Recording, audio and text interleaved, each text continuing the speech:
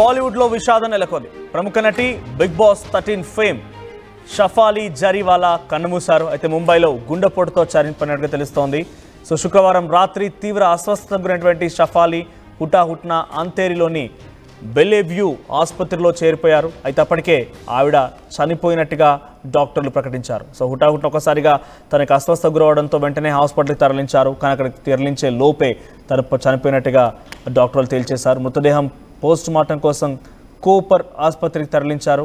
2015లో actor Parag త్యాగితో Shafali పెళ్లి కూడా చేసుకున్నారు. 2002లో వచ్చినటువంటి కాంటాలగా, బహుశా మీకు గుర్తు ఉంటుంది, కాంటాలగా అనేటువంటి ఒక ఫేమస్ సాంగ్. సో 2002లో వచ్చినటువంటి ఆ సాంగ్లో కూడా పాట రెమిక్స్ వర్షన్తో ఈ షఫాలి జరీవాలా ఫేమస్ అయ్యారు. సో పలు సినిమాల్లో, టీవీ షోల్లో కూడా పాల్గొన్నారు షఫాలి.